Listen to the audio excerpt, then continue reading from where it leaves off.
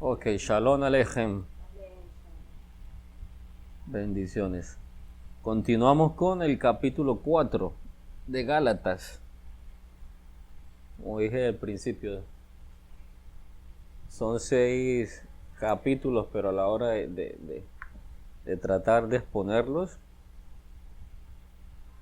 siempre se demora mucho uno, y por la idea de tener un mensaje bien claro de lo que realmente Pablo quiere expresar. Ahora, estos son interpretaciones mías, inspiración que viene a mí. No quiere decir que esta sea la verdad absoluta. Esto es lo que el universo me ha revelado a mí en cuanto a esta información. Y no es una información sesgada, que lo que estoy enseñando aquí es la verdad absoluta, como en diferentes partes se enseña, ¿no? Esta es una exposición de unas interpretaciones basadas en mi luz,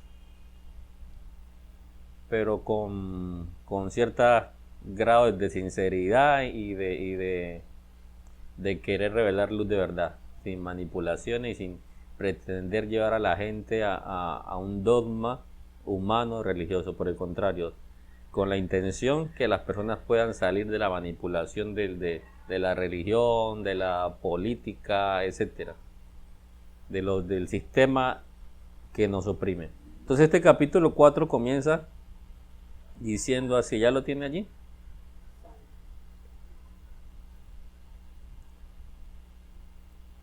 Dice: pero también digo, mientras el heredero sea menor, no es diferente a un esclavo, aun cuando él es el dueño legal de la herencia.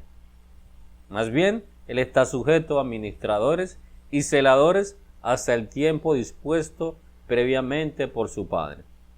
Entonces Pablo aquí comienza diciendo cuando éramos menores, cuando éramos niños.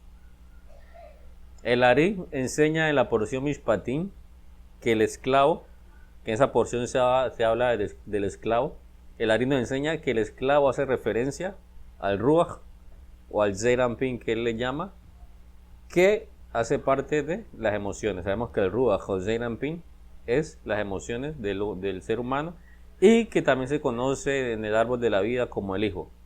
Entonces vamos a tener presente eso. Pablo dice cuando éramos menores o cuando éramos niños. El Ari explica que el esclavo hace referencia al Ruach, Zeir Anpin, emociones, que en la Kabbalah también se le llama la Vab o se le llama el Hijo. El Ari también nos enseña en esa misma porción que cuando las emociones son inmaduras, una emoción se cataloga inmadura cuando solamente existe el deseo de recibir para uno mismo. Entonces, cuando las emociones son inmaduras, nos encontramos en un estado de amamantamiento. El Ari le llama de esa forma.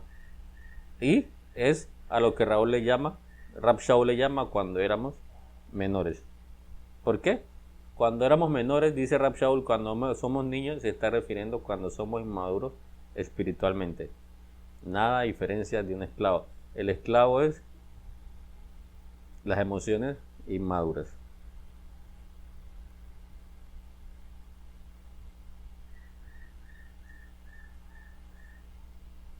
Y eso es importante, cuando una persona es inmadura espiritualmente o emocionalmente, aunque potencialmente tiene toda la capacidad de incidir en el universo, o es decir, de gobernar la creación, como Yeshua le enseña a sus discípulos que ellos van a gobernar la creación, no es posible solo hasta que lleguen al nivel de conciencia de hijo maduro.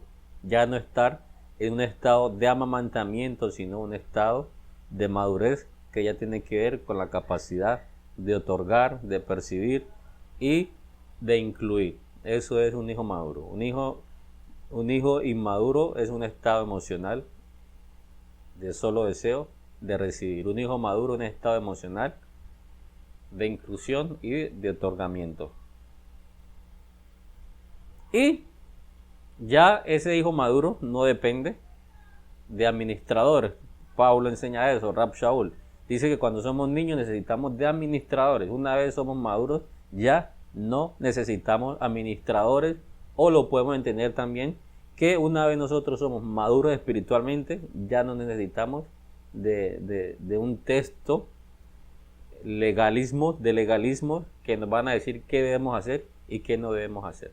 Ahí es cuando dicen los escritos del Evangelio que el fin de la ley es Mashiach. Es decir, cuando somos maduros espiritualmente, ya no debemos someternos a un texto legal, porque ya todas las leyes universales están dentro de nosotros y jamás vamos a pretender hacerle daño al prójimo, porque sabemos que si le hago daño a mi prójimo, me estoy haciendo daño yo mismo. Este verso 1 del capítulo 4 comienza diciendo, pero también digo, lo cual hace referencia a que ya dijo otra cosa, que también es muy importante, y eso lo aprendimos en los versos 19 al 29 del capítulo 3.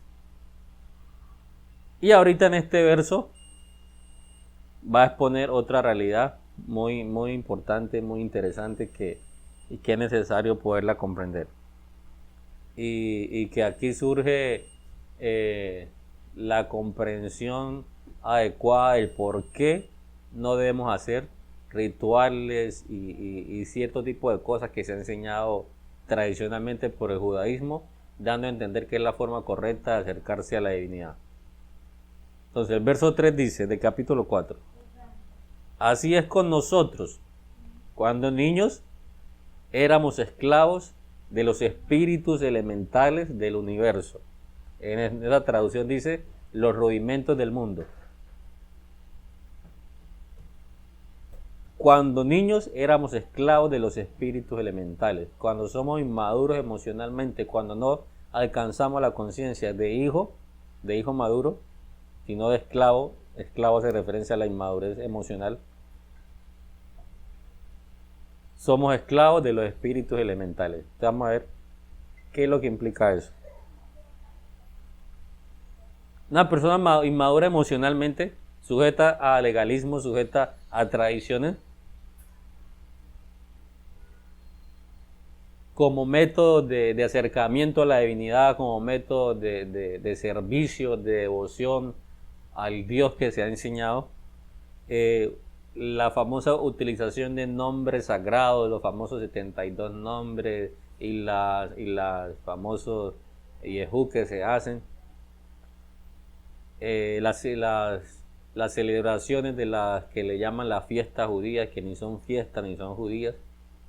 En realidad lo que se hace, lo que una persona hace al practicar ese tipo de cosas, tradiciones, legalismo, invocación de nombres, lo que están haciendo es invocar la fuerza de los espíritus elementales. Ya hemos aprendido en alguna ocasión que 72 nombres en realidad son 72 ángeles, 72 dioses. 72 dioses que intervinieron en la creación, que a nosotros invocarlos estamos pidiendo su asistencia, y como algo que tenemos que devolverle a ellos es que tenemos que volvernos dependientes de ellos y siempre invocarlos, y cada vez que lo invocamos lo que hacemos es que esos espíritus elementales cobren más fuerza. Hay una película, no me acuerdo cómo se llama, que habla de los dioses y habla de Poseidón, de Zeus, todo ese tipo de cosas. Ellos tenían hijos, eran semidioses, y no me acuerdo muy bien la trama, pero le decían que no invocaran a esos dioses porque cobraban fuerza y venían a hacerles daño. Y ahí pude comprender muy bien estas cosas. A veces uno por ignorancia peca.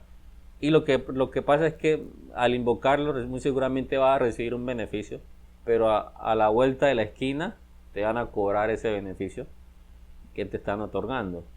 Entonces, esos famosos potencias, sí quedamos claros, ¿cierto? Esas espíritus elementales o potencias celestiales son las encargadas de producir los eventos a los cuales le llamamos naturales, el sol, la lluvia, los mares, los vientos, todo ese tipo de cosas.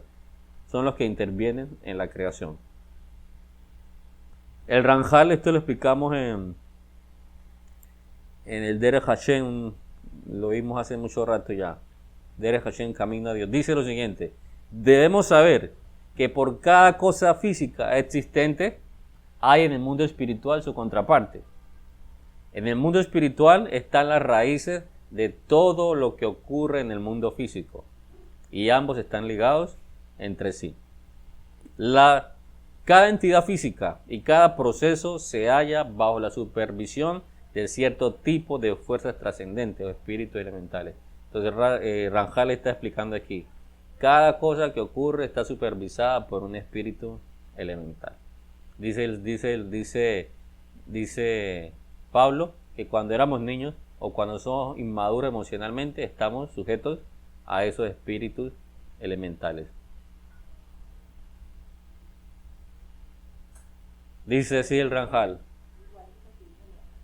estas fuerzas trascendentes tienen la obligación de mantener dicha existencia o proceso físico inalterables y producir los cambios que la inteligencia divina determine. Dice: sin embargo, existe una excepción a esta regla, ya que el Santo, bendito sea, le otorgó al hombre el libre albedrío, le dio la capacidad de poder escoger entre el bien y el mal, y por el contrario, lo capacitó con el poder para influenciar el mundo y sus criaturas.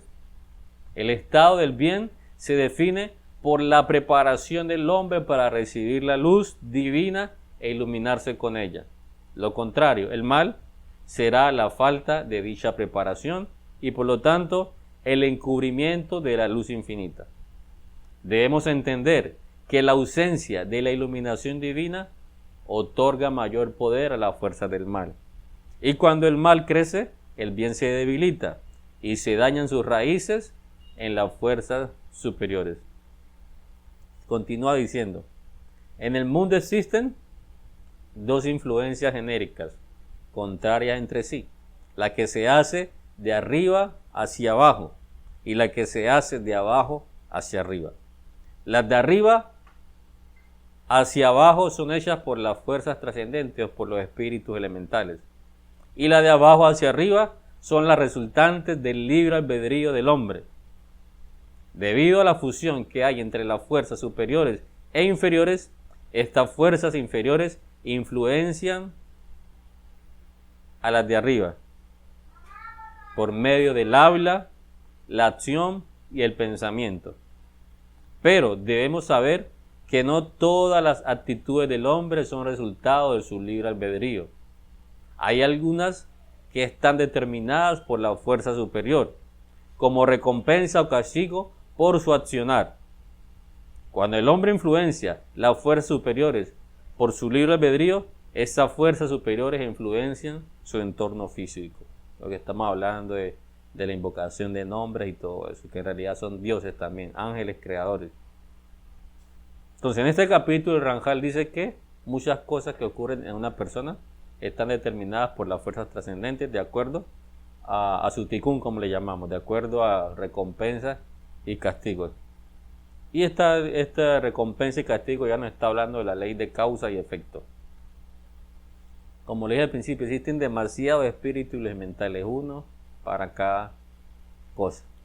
Pero pues este no es el tema en cuestión, sino tener presente que hay un cierto tipo de espíritus que influencian esta creación y que de una forma u otra son los que están llevando la creación y la evolución de esta dimensión, de esta creación, valga la redundancia. El verso 4 dice: pero cuando la hora designada llegó, Hashem envió a su hijo, el nacido de una mujer. Aquí ya está hablando del Jesús histórico, el que caminó hace 2000 y pico de años aquí en la tierra. Eso es tenerlo presente. Él ya aquí hace referencia explícita que está hablando de Jesús el Cristo, el que conocemos todos en películas. Dice nacido, y esto también es importante, nació de mujer y nació a una cultura donde la perversión legalista de la Torá era la norma. O sea, nació en una cultura donde los legalismos sobreabundaban. Ese Jesús histórico nació en el pueblo de Israel físico, donde los legalismos y la perversión de la Torá era lo que reinaba. Y dice el 5, nació allí para que él pudiera redimir a los que estaban en sujeción a ese legalismo, y entonces permitiera que nosotros fuéramos hechos hijos de Hashem. Este verso está bien claro. Entonces nació el Jesús histórico, donde la perversión legalista era la norma. Imagínense, ya andaban más por las doctrinas de hombres, por los rituales y manifestaciones de hombres, de cómo debían de acercarse a la espiritualidad, que ya era normal eso. Preferían más dice el Talmud, que es preferible seguir las normas rabínicas antes que escuchar a un profeta, porque el que no sigue las normas rabínicas es merecedor de muerte. A ese nivel lo llevan ellos. Entonces estos versos lo que nos dejan claro es que la espiritualidad nada tiene que ver con la religión. La espiritualidad nada tiene que ver con legalismos e interpretaciones literales de cualquier texto sagrado. Ningún texto sagrado es literal. Cualquier tipo de texto sagrado que nos encontremos tiene un fondo y que es necesario escudriñarlo.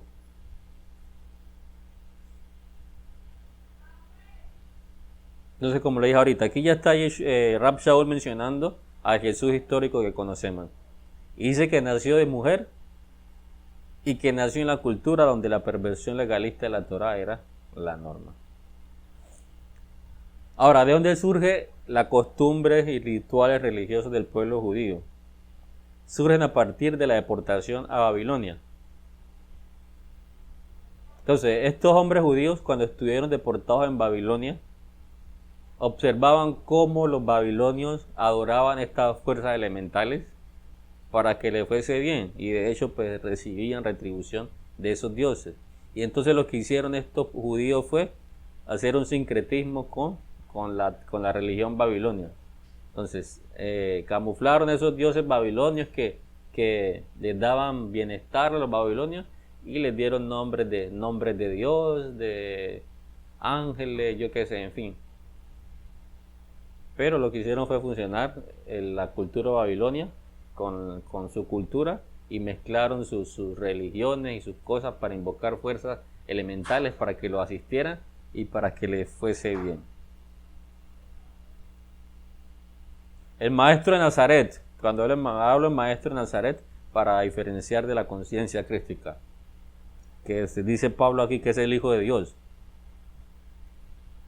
Dice lo repito acá el verso que es importante, que dice que vino para redimir a los que estaban en sujeción a los legalismos. Dice, para que dice, y entonces permitiera que nosotros fuéramos hechos hijos de Hashem. Quiere decir que mientras andemos metidos en cualquier tipo de religión, jamás vamos a madurar y jamás vamos a ser considerados hijos, porque andamos influenciados y dominados por esos espíritus elementales. No tenemos autoridad sobre la creación, porque somos inmaduros. Entonces acá, ¿hasta ahí vamos bien? Creo que va claro, ¿cierto?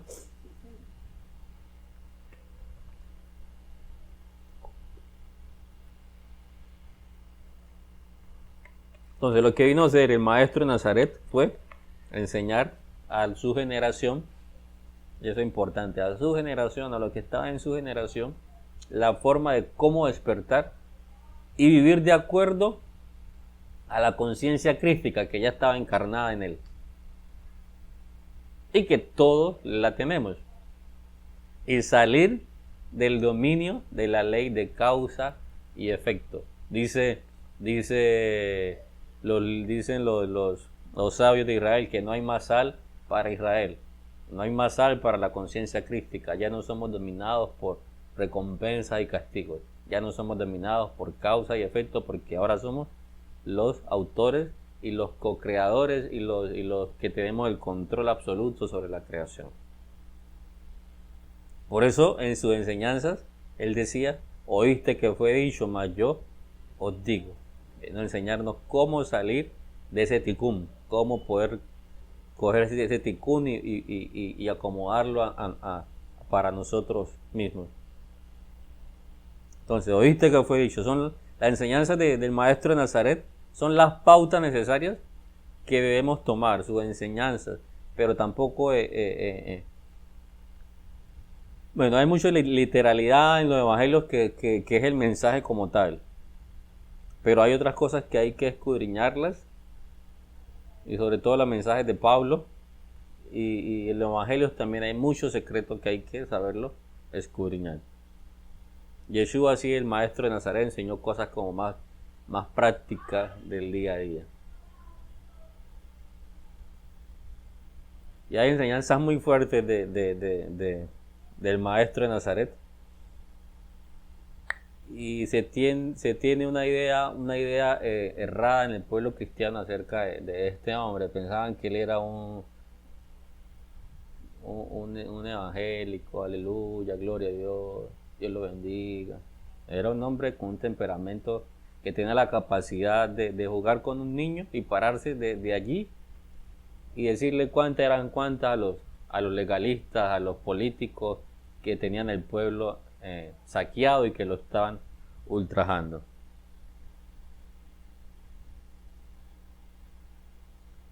Entonces lo que vino a enseñar fue salir del dominio de la ley de causa y efecto y salir del dominio y la influencia de los seres trascendentes o espíritus elementales. Eso vino a enseñarnos él. Todo aquel que sigue legalismos es dominado por esas fuerzas y por esos espíritus elementales. Rab Shaul lo está diciendo en esta carta. Mire lo que dice Pablo en el capítulo 8 de Corintios. Así pues, ya no hay ninguna condenación para los que están en unión con el Mashiach Yeshua. Es decir, ya no hay ley de causa y efecto para los que son uno con Mashiach, con la conciencia crística. ¿Por qué? Porque la Torah del Espíritu, la cual produce esta vía en unión con él, con el Mashiach Yeshua, me ha libertado de la Torah del pecado y muerte. ¿Qué produce muerte y pecado? Los legalismos, las tradiciones. ¿Qué me da vida? El Espíritu, el amor y el otorgamiento, la madurez espiritual que debo de tener para afrontar la vida y para incluir todo en mí. Cuando yo entiendo que yo todo debo incluirlo en mí, ahí soy llamado hijo. El Hijo de Dios es todo aquel que ha logrado despertar su conciencia crística y ha mudado su deseo. También lo podemos entender aquel que ya tiene su nefesh, su ruach y su neshama, una madurez espiritual. Y ha mudado su deseo de recibir en otorgamiento. Esa es la redención de la cual se habla aquí. No legalismo. Ustedes necesitan una religión para conectarse con la divinidad. Ustedes necesitan despertar su conciencia crística, elevar sus niveles de luz y conectarse con la divinidad que está adentro de cada uno de ustedes. Entonces ya no más rituales ni religiosidades para supuestamente llegar a Dios, porque lo único que se hace es crear un culto a los espíritus elementales, otorgarles poder y fuerza para que nos dominen y para que nos gobiernen, y nos hacen esclavos de ellos. Estábamos bien, ¿cierto? No llegue por ahí unos 30 minutos, me avisa, por favor. Entonces, hijo de Hashem en hebreo es Ben Yah. Estamos hablando del Hijo de Dios. Ben Yah. La cual, cuando la permutamos, obtenemos la palabra Binah. Tiene la misma letra, la Bet, Nun, Yod, Hei. Ben Yah, permutado, obtenemos la palabra Binah. Binah representa la Neshama. Hijo de Dios el que tiene Neshama. Nefesh, Ruach, Neshama. Ya hemos enseñado y hemos hablado que Yeshua Mashiach es un código para hablar de la persona con Nefesh, Ruach, Neshama. Lo mismo es Israel, las 12 tribus de Israel, los hijos de Israel, son todos códigos para hablar de la conciencia crística. En otras culturas se le llama al Nefesh se le llama el cuerpo actuante, al Ruach se le llama emocional y el Neshama se le llama el cuerpo pensante. también se les conoce como el cuerpo electromagnético, como el cuerpo gravitacional, como el cuerpo fractal, pero todo habla de lo mismo, simplemente son conceptos diferentes que llevan a una misma realidad y a una misma verdad. Entonces, Binah está relacionada con el Shabbat, el 7, Shabbat. Por eso fue que Yeshua, o el maestro de Nazaret, o la conciencia crística dentro del maestro de Nazaret, dijo a los rabinos legalistas de su época que él era el Señor del Shabbat, y que el cristianismo interpretó que ya no era el Shabbat porque él es el Señor del Shabbat, que entonces ahorita es el domingo. Ninguno de los dos, porque ni el domingo ni el sábado. El Shabbat ya hemos hablado que es una conciencia también de unidad.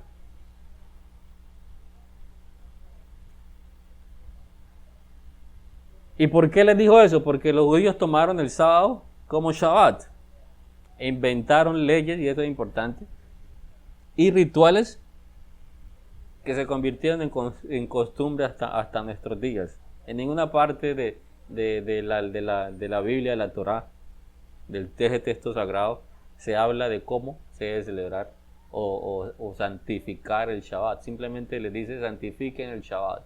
¿De dónde surgen las tradiciones? Los hombres las inventaron y las pusieron como si fuesen normas divinas para acercarse a la divinidad, pero todo eso es invento de los hombres. Entonces, esa costumbre hasta nuestros días priman. Si miramos, hasta hoy supuestamente debemos santificar el Shabbat, del viernes en la noche al sábado en la noche, pero eso es puros rituales y tradiciones judías, donde en realidad el pueblo judío lo único que hace con ese famoso Shabbat que comienza el viernes en la noche, y la mesa del Shabbat, que es importantísima, lo único que se está haciendo con eso es rendirle culto a un espíritu elemental o al dios Saturno. Ese es el dios de la abundancia, y eso lo hacían los babilonios. Entonces, en su mesa colocaban todo tipo de comidas como sacrificio a ese dios Saturno, para que les bendijera y para que el resto de la semana les fuese bien. Y eso lo introdujo el pueblo judío también. Entonces, colocamos comida en la mesa del Shabbat, que no es mesa del Shabbat y tampoco el día del Shabbat, pero lo único que se está haciendo es una adoración al dios Saturno. Al dios Saturno se le atribuían los poderes de la agricultura y las cosechas. Entonces, por eso es que supuestamente hay que santificar el Shabbat con comida para que durante la semana nos vaya bien, pero lo que se está haciendo con eso y con ese cierto tipo de rituales que se hacen en ese día es invocar ese espíritu o esa fuerza del dios Saturno. Tremenda, ¿no? ¿Ah?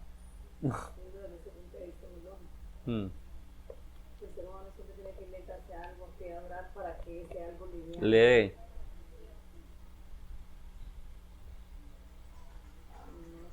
Hágale.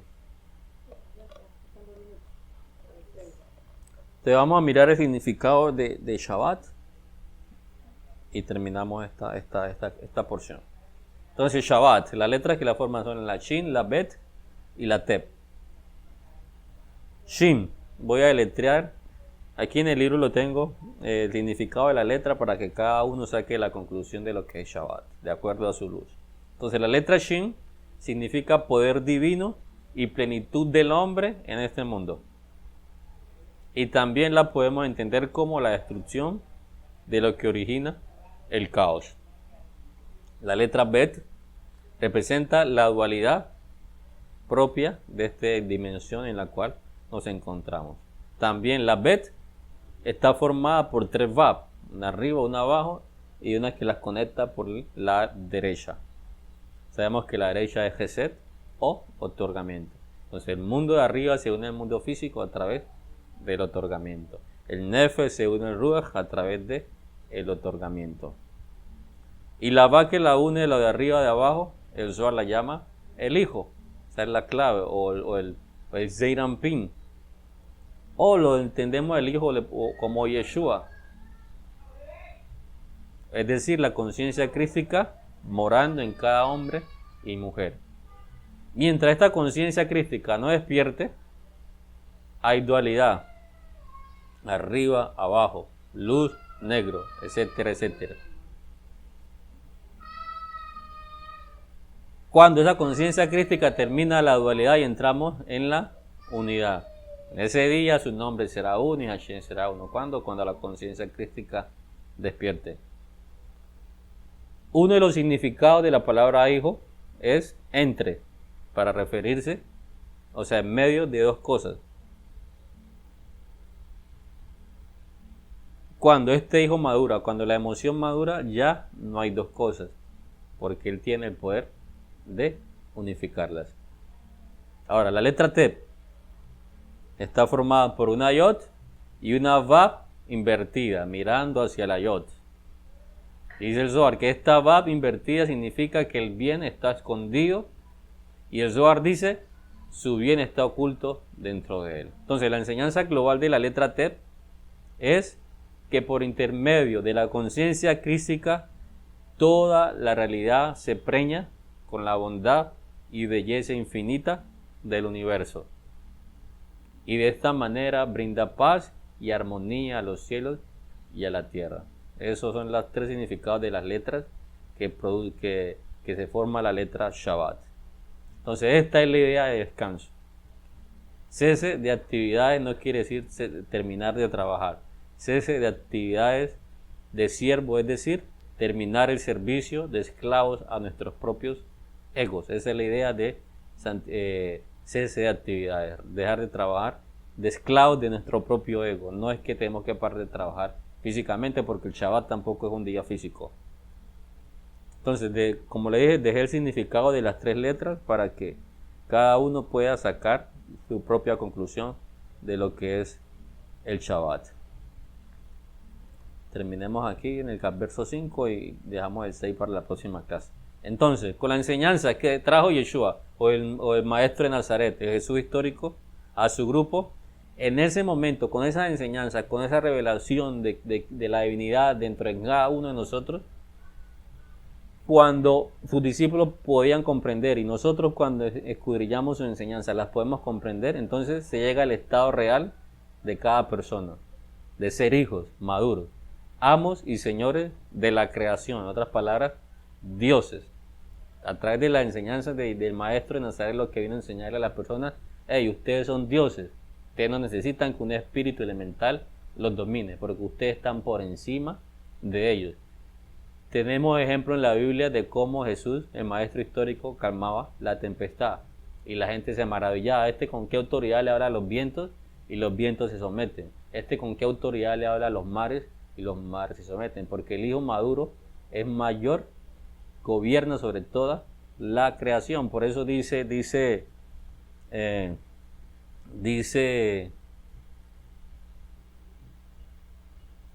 algunos pasajes del Nuevo Testamento que Yeshua es el Señor de toda la creación. El hijo maduro, la conciencia crística despierta en cada uno de nosotros, nos hace hijos maduros, responsables, y por lo tanto gobernamos sobre la creación. Ya no vamos a estar sometidos a espíritus elementales, sino que nosotros tenemos las riendas absolutas de nuestra vida. No necesitamos invocar fuerzas para obtener algo, porque nosotros somos creadores, somos Dios. ¿Ok? ¿Preguntas allí? Ok, Shalom.